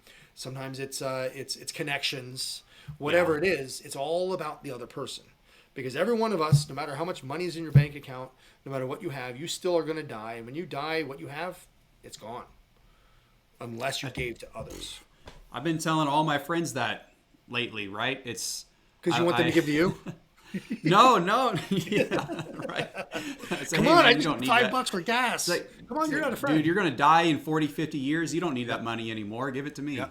No, that's right. No, it's no, not because, they're greedy and hanging on to money. My best friend has the same philosophy. He can find money and turn it on like a faucet, and like he owns a painting company. He paints houses, and he's unlike every painter. He paints premium homes. It's a means to an end, but he he knows he knows what he's doing. He can get money when he needs it, and then he just chooses not to work when he doesn't want to. Yep. And all his dream for him and his family, what his wife isn't as extreme about this, but he wants to just, go find an island and live on it and just cut off the world. And she says, "Oh, I don't quite want that." So they're gonna compromise somewhere in the middle and like move to Costa Rica or something next year. And but that's just it. It's like he can make all the money he wants. Yep. He can, and Right. he does. But at the end of the day, he's still, the money isn't everything. He's like, I don't care. I just don't care about it. It just doesn't matter. And that was something with Dr. Chow, by the way. That's why he went from Airbnb. So what he had a doctorate in pharmacy, and he was sick of working 12 hours a day. His mom got cancer. He went and saw her in the hospital and had to go to work the next day. He would have much rather spent time with his mom who had cancer, because he didn't know, is she gonna? And by the way, she survived. And what did he do? He bought her one of his Airbnbs. He got it for her. She stays in one of his houses. Of course, I told him a joke. I thought it was funny. I said, so your mom lives in your Airbnb? She goes, yeah. I said, do you charge her the cleaning fee? I guess I've gotten lucky. I've never got hit with one of those cleaning fees. We do a pretty good job. Yeah. Dang. I guess I'm lucky. Every time we rent an Airbnb, I don't know, maybe we're just cleaner than most, but we don't get hit with it. So fingers crossed. Yeah. Fingers crossed. Yeah. Yeah. Wow. But I mean, I feel that because, maybe she's not going to be here tomorrow and you got to go fill some bottles, talk to some grumpy people. That sounds miserable. My sister worked in a pharmacy. She hated it so much she threw away her college degree because she says, "No, I'm not doing this anymore." Yeah, but it's drudgery, right? To work that way, and I think that as entrepreneurs, and I know I'm preaching to the choir here. This is not a message that we haven't heard before. I know for me and the vast majority of entrepreneurs I know, money is just a means to an end. The money itself is meaningless. It's not even real. It's electrons etched onto a hard disk somewhere. It's not even real. Right. And for us, it's about really the freedom and the time and not having to be somewhere we don't want to be when we don't want to be there. It's why I didn't spend my entire career in the Marine Corps. It's why I haven't had a job in a very, very long time, is because I'm a terrible employee. I'm not a company man. I want my freedom. I want to be where I want to be. I'm married, so I'm not totally autonomous, right? I have a partner. We're 50-50. But for the most part, it's what we want to do. And that's why I chose this, even though it's harder. I feel like sometimes my effective hourly rate is a lot lower than it would be with my skill set if I just worked for someone else, and that may be true. But the other compensation we get from being entrepreneurs is the freedom. Yeah. Really, it truly is. And that sounds really strange to someone who has a job, who works fewer hours than we might work, but then they look at us and we say, yeah, we're free. And they say, no, you're not. You work more than I do. Yes, and no. It's hard. What's really hard as a business owner with employees, for me, is I've got that mindset. Like, I'm not in shift. In fact, we have a very busy shift this afternoon. Because we've got a lot of patients today, a lot of special appointments, which take extra attention, right? One of my CAs called in right before we did this. She's not coming in. She's sick. My other girl, who didn't think that, she thought she had to go in at, she couldn't find a babysitter, made it happen, and she's filling in. So for me, I go, okay, my staff's doing it. Cool. I'll be here and I'll do this. But what's hard for me, even still as a business owner, is realizing they're not that way. As much as I want to instill in them the freedom, and I said, hey, you're sick. Stay home. She's salary. She gets a certain amount of paid time off, but she knows she's going to meet that. She's probably she'll probably quite easily meet her PTO because she loves taking time off, which is fine. If she's able to, I'll give it to her. But from a psychology standpoint, as a business owner or as an entrepreneur, or what's the other word for it now? A self-entrepreneur. Is that what it's called? A solopreneur. What's it called? Solopreneur, a one-man band. Yeah, I think that's what it is. Band. Yeah. So we have a certain mindset, which is, well, if I don't go out, and if it's cool, I don't have to work. Now, if I don't work, I won't. My business won't do as well. If I take time off, I still need to scale and whatever. Sure. But it's not the same as an hourly employee who, if I make $40,000 a year, well, that's what I'm making. And sure, I can get some bonuses and maybe I'll make 45. That's great. Yeah. Whereas me, as a business owner, I go, well, if I do this event and I spend $2,000 to go in the door and we get 20 new patients out of it, 20 times the amount of a care plan equals this much, minus the $2,000, cool, I'll do that. And so I'm able to control my income more, and I know what the trajectory looks like, because right now my trajectory is I'm an owner-operator, right? But as I build more, maybe I get more locations, maybe I don't. I don't know what's going to happen. What I do know is I'm going to go to I'm going to max out my experience and my talent and my training, right? Wherever that, if that's one, that's fine. That's one. I'm happy with that. If it's 10, if it's 100, it won't be 100. Right. That's a limiting belief. I just did it. Guilty. I just did it. Well, I think there's a difference between saying that I can and I will.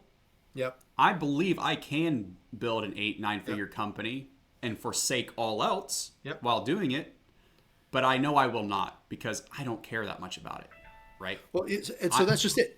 Ask any entrepreneur this question: Can you go off and let's say you're at $500,000 in gross receipts? Can you do $1 million next year? Can I? I said yes. If everything works in your favor, can you do it? Their answer is going to be yeah, I can. You're telling me you can double? Yeah, I can double. Great, do it.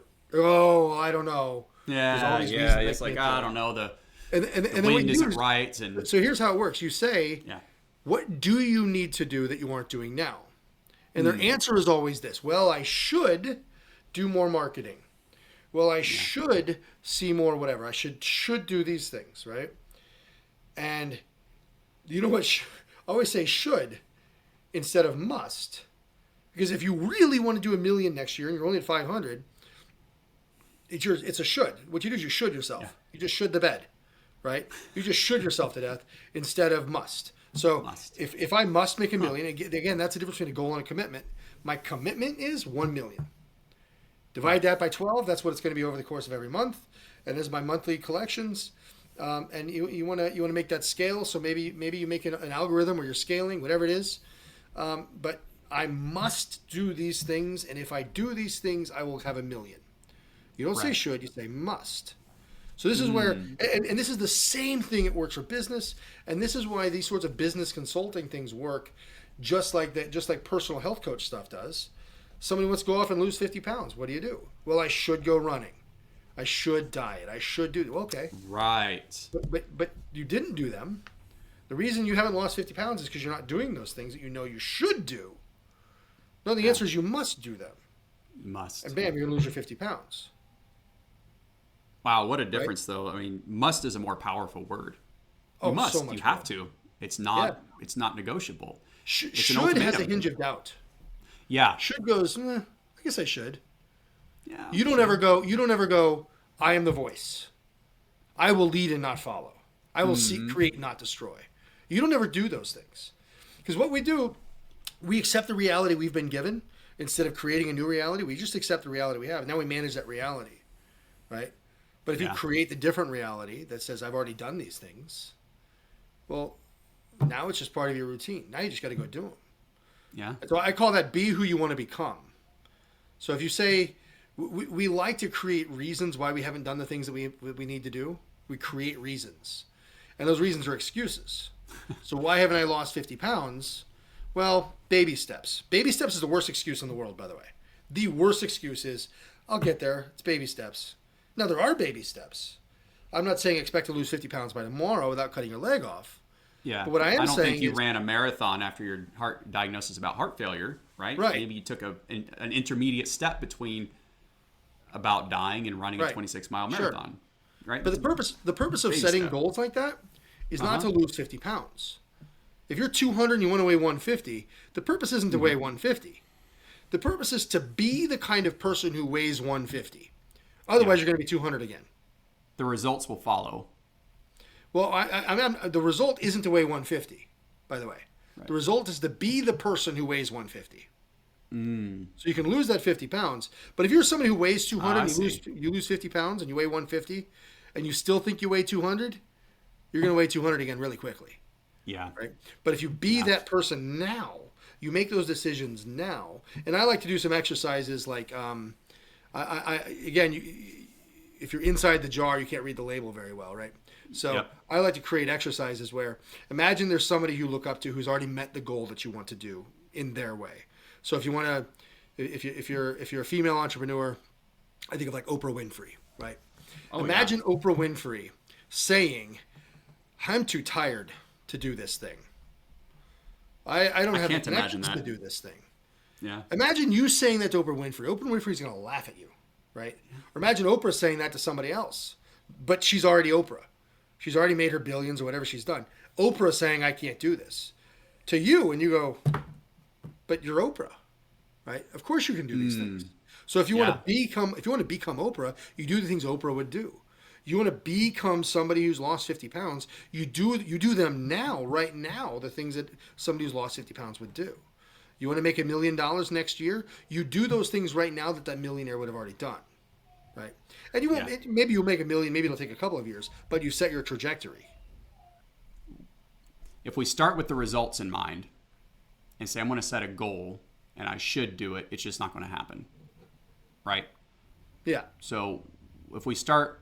But if we change it and say, well, if I want to lose 50 pounds, suddenly it's not about the losing 50 pounds.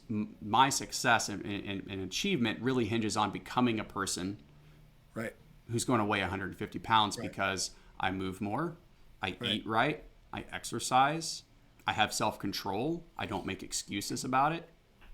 I just become through action the person I want to be. Through identity. Remember, the two most powerful words are "I am," right? So through identity. Yeah. But there's not a hack. I mean, you still have to do the work, right? But you can do things to really set yourself up. That's what Goggins would say. He'd say, if you plan ahead and you know you're going to reach a roadblock that says, you're doing an evolution and things are going to get difficult. You can pre-plan for that, and when that doubt enters your mind, says I can't do it. Well, you can pre-plan. There's things that you can do, but it's not a hack. There's no hack. There's work. Yeah, I hate that word so much.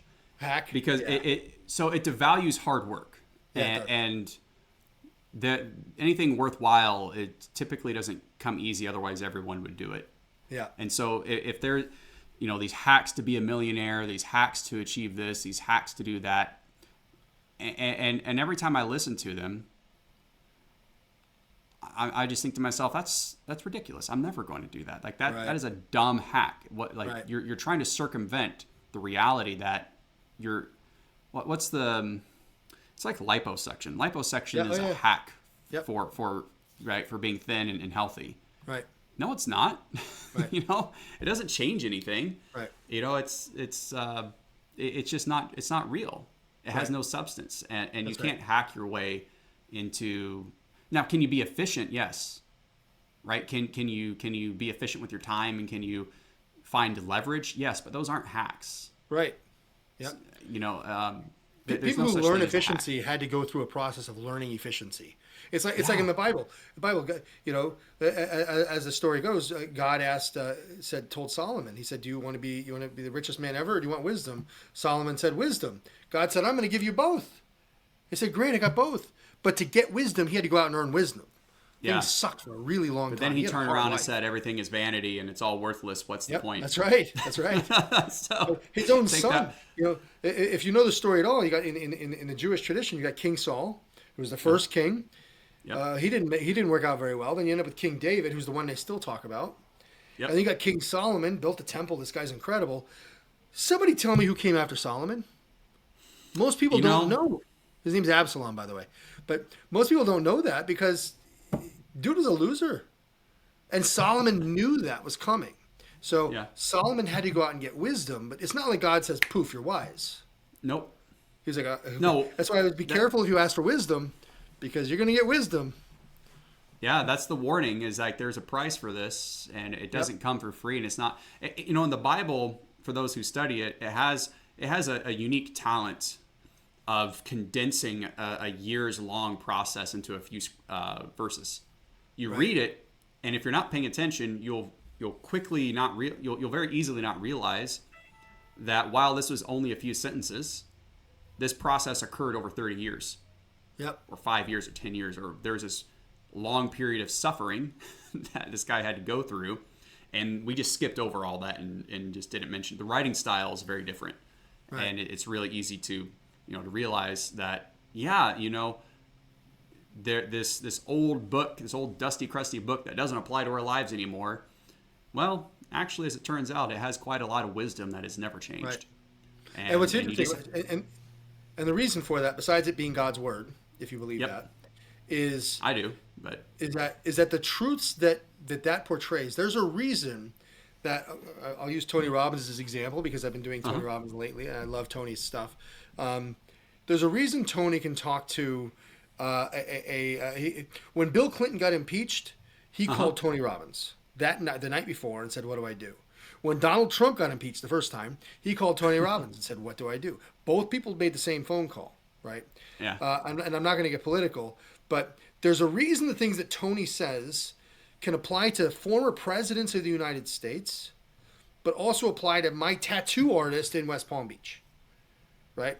There's a reason the things that he says works in here, but by the way, in West Palm Beach, there were people from all over the world. Right now, I could call my friend Jody. She lives in South Africa. I can go on a safari with her. I've got my friend Scott, who lives in South Carolina, which is very different from Ohio, from where I am. And I can go fly planes with him. I can go down to Honduras and see Isaac. I can go off to Yorkshire and see Joris. I've got my friend in Munich, Daniel. I got my friend in Atlanta. There's a reason that these people from all across the world all resonate the same way. Different childhoods, different upbringings, different cultures, different sociologies, same psychology.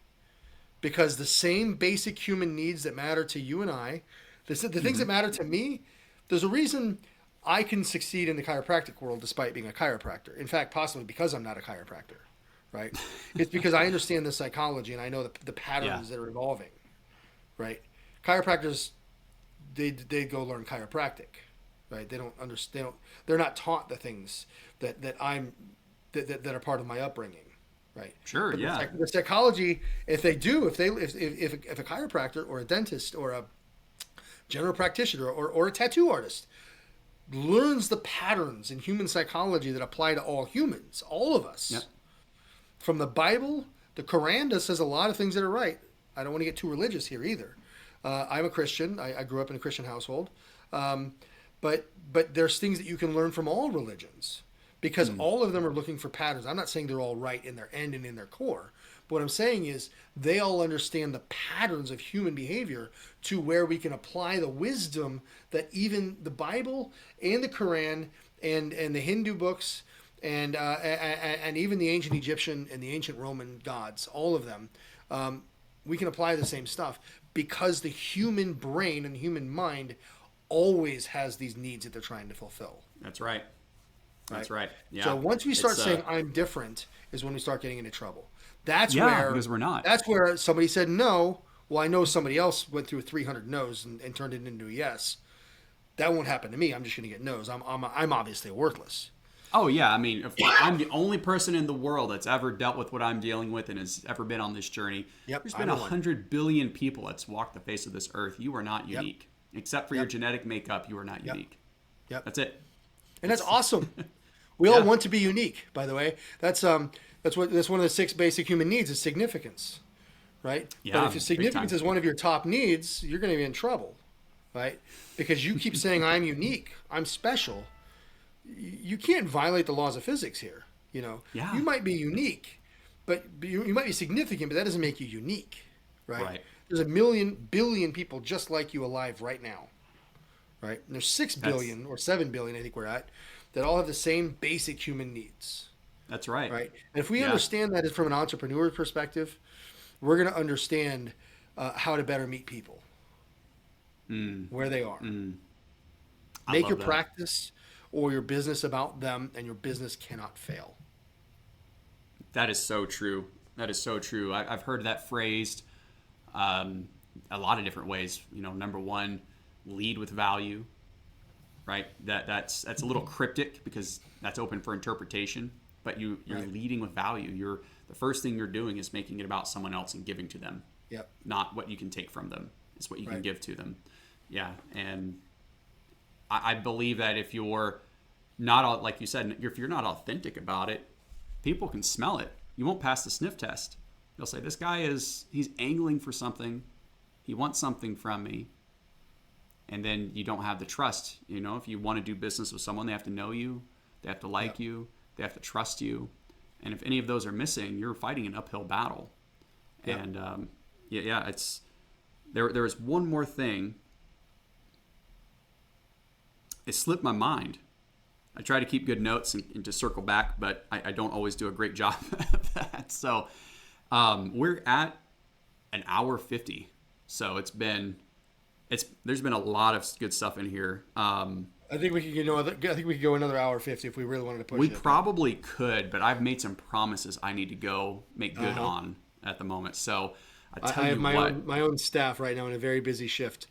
yeah, you should probably go. The captain should probably show his face and Probably should. say and start Set the helping sails, out. right? So that's right. So you've given me so much to digest. It's going to be a trip listening to this again when we edit it. So Cool. I've gotten a lot of really good notes and nuggets here. Some good books that you've recommended and some things for me to follow up on. I think this has been phenomenal. Awesome. I'm happy to hear that. I can't. I mean, there's just so much gold in here that I know, and I know you know it, so I'm not saying anything new. That chiropractors, and it's not just chiropractors, right? Because really the health industry as a whole needs to hear a lot of this. Whether you massage people, whether you do acupuncture, whether you're a chiropractor, a dentist, it doesn't matter. A nutritionist, these principles all apply.